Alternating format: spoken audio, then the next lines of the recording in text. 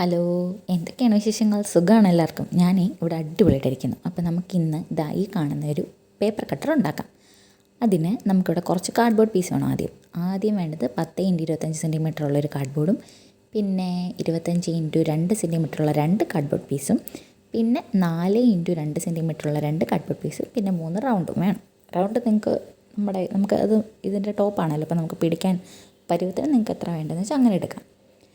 എന്നിട്ട് ഇതെല്ലാം നമുക്ക് ഇഷ്ടമുള്ളൊരു പേപ്പർ വെച്ചിട്ട് കവർ ചെയ്തെടുക്കണം. ഞാനിവിടെ ഒരു ലൈറ്റ് ബ്ലൂ കളർ ഷെയ്ഡ് പേപ്പറാണ് യൂസ് ചെയ്തേക്കുന്നത്. അപ്പം നമുക്കിതെല്ലാം ഒന്ന് കവർ ചെയ്തെടുക്കാം.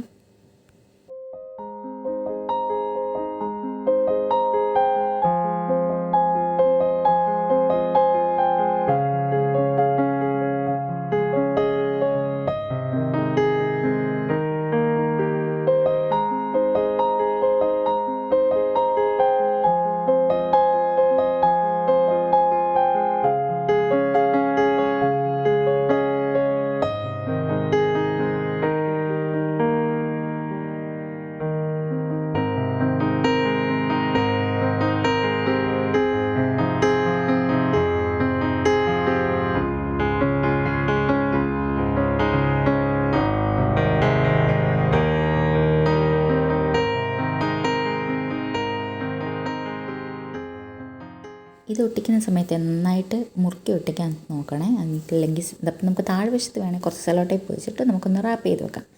ഇത് നന്നായിട്ട് മുറുക്കി ഒട്ടിച്ച് വെക്കണം, അല്ലെങ്കിൽ നമ്മുടെ കാർഡ്ബോർഡിൽ നിന്ന് ഇളകി പോകുന്ന കഴിഞ്ഞാൽ വൃത്തിയായിട്ടായിരിക്കും. അപ്പോൾ നമ്മൾ ഇതെല്ലാം ഫുള്ള് റാപ്പ് ചെയ്ത് കഴിയും. ഇനി എന്തെന്ന് വെച്ച് കഴിഞ്ഞാൽ ആ നീളമുള്ള കാർഡ്ബോർഡിൽ ഒരെണ്ണം എടുത്തിട്ട് നമ്മൾ സ്കെയിൽ അതിൽ അടയാളപ്പെടുത്തി കൊടുക്കണം. അപ്പം ഞാനിവിടെ ആദ്യം തൊട്ടേ 0 തൊട്ട് അങ്ങ് ആദ്യമേ എഴുതി വെച്ചു. ശരിക്കും നമ്മൾ ഇങ്ങനെയല്ല, നമ്മളിതെല്ലാം സെറ്റ് ചെയ്ത് കഴിഞ്ഞിട്ട് എഴുതിയാലും കുഴപ്പമൊന്നുമില്ല. അതായിരിക്കും കുറച്ചും കൂടെ ബെറ്റർ. അപ്പോൾ നമുക്ക് 0 തൊട്ട് കാണാൻ പറ്റും. ഇതിപ്പോൾ മുകളിലത്തെ ഇത് ഒട്ടിച്ച് കഴിയുമ്പോഴത്തേക്ക് ഇതിൽ നിന്ന് നമ്മുടെ സ്കെയിൽ അത്രയും മാഞ്ഞു പോകും. പിന്നെ ബാക്കി തൊട്ട് നമുക്ക് കാണത്തുള്ളൂ.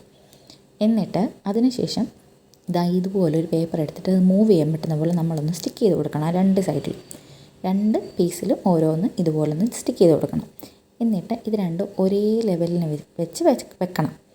ഇതിന് ശേഷം നമ്മളെന്താ ചെയ്യേണ്ടതെന്ന് വെച്ച് കഴിഞ്ഞാൽ, നമ്മൾ ചെറുതായിട്ട് ഒട്ടിച്ച് വെച്ചിരുന്നില്ലേ ഒരെണ്ണം ചെറിയൊരു പീസ് കാർഡ്ബോർഡില്ലേ, അതെടുത്തിട്ട് ഇതിൻ്റെ മേളിലും താഴെ ഇതായി കാണുന്ന പോലെ ഒട്ടിച്ച് കൊടുക്കണം. ഇതിൻ്റെ കാര്യം ഞാൻ പറഞ്ഞത് കണ്ടോ, ഇപ്പോൾ അത്രയും സ്കെയിൽ നമുക്ക് കുറഞ്ഞില്ലേ, അതുകൊണ്ടാണ് ഞാൻ പറഞ്ഞത് ലാസ്റ്റ് സ്കെയിൽ അടയാളപ്പെടുത്തിയാലും മതി. എന്നിട്ട് ഇതുപോലെ ഒരു കട്ടർ എടുത്തിട്ട് അതിൽ നിന്ന് ഒരു പീസ് ബ്ലേഡ് നമ്മൾ കട്ട് ചെയ്തെടുക്കണം.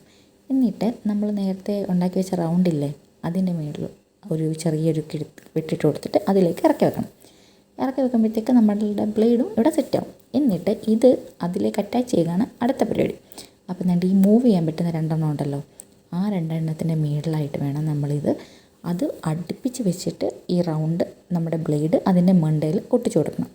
അതിന് മുമ്പേ ഞാൻ ഈ സാധനത്തിൻ്റെ ഇതെങ്ങനെ അറ്റാച്ച് ചെയ്യുന്നതെന്നുള്ളത് മാത്രം ഒന്ന് കാണിച്ചു തരാം. നമ്മൾ ആ വലിയ പീസ് കാർഡ്ബോർഡിലോട്ട് ഇത് അറ്റാച്ച് ചെയ്ത് വെക്കണ്ടേ നമ്മളുടെ കട്ടറിൻ്റെ ഭാഗം. അപ്പോൾ നമ്മൾ കുറച്ച് പേപ്പർ ബാക്കിൽ ഒട്ടിച്ചിട്ട് അത് നേരെ നമ്മൾ ആ വലിയ പീസ് കാർഡ്ബോർഡിലോട്ട് ഡബിൾ സൈഡ് ടേപ്പ് വെച്ച് ഒട്ടിച്ച് കൊടുക്കുമ്പോഴത്തേക്ക് അങ്ങനെ അവിടെ നിന്നോളൂ. അപ്പം നല്ല അടിപൊളിയായിട്ട്. അപ്പോൾ നമുക്ക് ഒരു സൈഡ് നമുക്കിങ്ങനെ പൊക്കുകയും താക്കുകയും ചെയ്യാം, പിന്നെ ഒരു സൈഡ് അവിടെ സ്റ്റിക്കായിട്ട് ഇരിക്കും. അപ്പം അത് ചെയ്ത് വെച്ചു ആദ്യം. എന്നിട്ട് നമുക്ക് നമ്മുടെ ഈ കട്ടർ ഇതിൽ ഒട്ടിക്കാം. അപ്പോൾ അതിന് ആ സാധനം എടുത്തിട്ട് നമ്മുടെ ഈ മൂവ് ചെയ്യുന്ന ആ പാട്ടുണ്ടല്ലോ, അത് ഒരേപോലെ വെച്ചിട്ട് അതിൻ്റെ മുകളിലോട്ട് ഒട്ടിച്ചു കൊടുത്തു.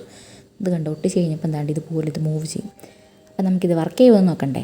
അപ്പം നമ്മൾ ഒരു പേപ്പർ എടുത്തിട്ട് ഇതുപോലെ അത് പൊക്കി അതിൻ്റെ അകത്തോട്ട് വെച്ചിട്ട് ഒന്നുമില്ല ഇങ്ങനെ ഒന്ന് വലിച്ചു കൊടുത്താൽ അത് നല്ല സൂപ്പറായിട്ട് കട്ടായിട്ട് വരും. നല്ല അടിപൊളിയായിട്ട് നമ്മുടെ പേപ്പർ കട്ടർ ഇവിടെ വന്നിട്ടുണ്ട്.